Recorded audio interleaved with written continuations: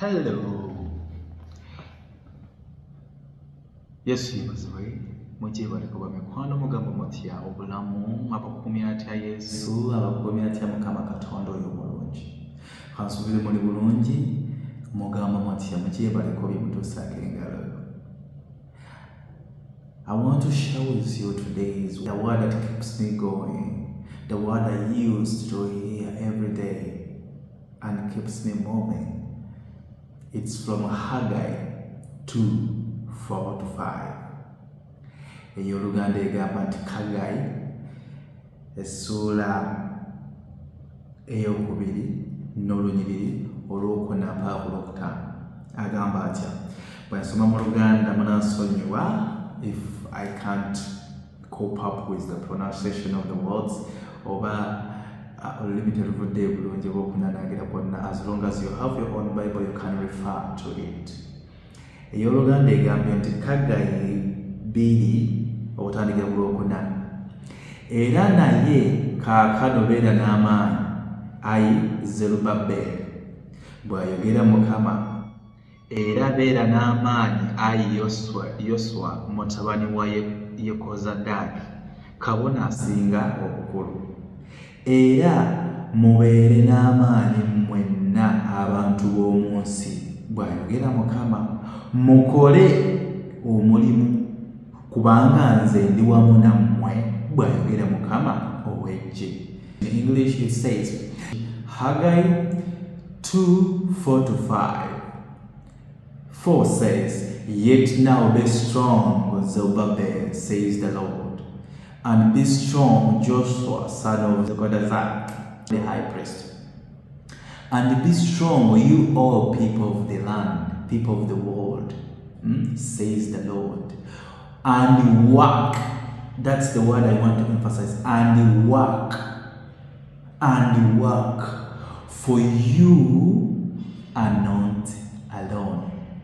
I am with you, says the Lord of hosts. That's where I want to bring today's teaching from. Work. The Bible tells us to work. If you have a job you are doing, if you have something you are doing, please do it with what we call boast, because that is what the Bible tells us also, to work. Don't be afraid. Toba na kutya tuweraliikirira. Bannange guno mulimu gwenkoze mbadde ntya. Kola omulimu as long as temutyobola kitiibwa kyo, tegukola tekutyobola kitiibwa kya Katonda. The two personality tekutyobola Katonda. Totyanga abantu nti banaayogera ki, what am I doing like this? Katonda ali wamu naawe, muwala gwe oba mukazi gwe, because abasinga bajja kubyeyo nga baana okitegere. Kale kanyogere mukyala gwe, mwami gwe, oli bweru, oli ludda wonna w'okolera omulimu gwonna gw'okwakalanya mukwano gwa kankubulire. Katonda atugamba okukola, teweeraliikirira. Agambye work for I am with you.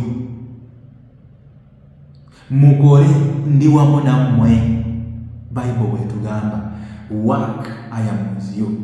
Nobeera awo ne weeraliikirira bannange Katonda alinga tanfaako, mukwano gwange gumiikiriza. Katonda akimanyi oli mulimu as long as wamussaawo okubanga yenamba emu mu bintu by'okola, okitegeera, kubanga ndi wamu nammwe. I am with you. Olwokutaano Oluzungu gamba nti according to the word that I covenanted with you when you came out of Egypt, so my spirit remains among you, don't fear. Tujjukira bwe yatujja mu Misiri mu Exodus, atugambye omwoyo gwa luli gwe mwoyo gwa kakati takyukanga, temutyanga. Bw'abanga yakujja e Misiri n'akuyisa mu nnyanja emyufu, n'akuyisa mu nnyanja etabangusi ng'abalabe bakugoba, ye Katonda era akyalinamu naawe ku mulimu gw'okukalabya.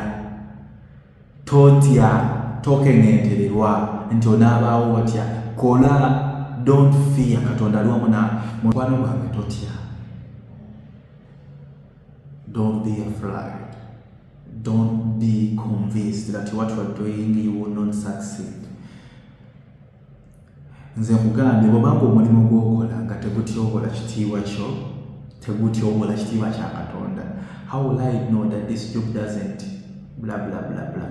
Okimanyi Katonda alina by'atayagala mu mulimu gw'okola mwebiri obba kubba tendeka otayagala kubba timiiza omulimu ogutyobola ekitiibwa kya Katonda.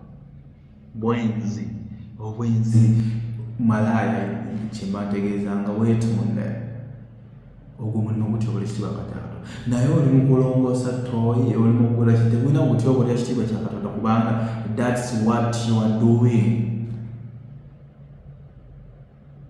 Okitegeera mukwano gwange. So n'olw'ensonga eyo tukole totula wali leero nakoze ki nasiibye mu kusaba, tetuganye osobola okusaba nasiibye mu kusaba bula bula bula yes kati siina nagakola ate nga bagamba ataakolera okulya taalyenga. Buli kimu bagamba egguni z'Abaganda babijjanga mu Bayibuli kubanga ne Bayibuli bwegamba bw'oba toyagala kukola togenda kulya kubanga Katonda yennyini yatulagira okukola. Bw'abanga Katonda yali mukozi nga yakola gwe lwaki tukola? Umwayo. So n'olwekyo okukola kintu kyakwa Katonda kubanga agambye ali wamu naawe mu mulimu gwonna gw'okola, toweeraliikirira mukwano gwange. So that's all. Stay well, stay blessed. Mukama abanjagalire abankuumire mu linnya lya Yesu Kristo Mwana wa Katonda omulamu bw'agalanya. Mweraba.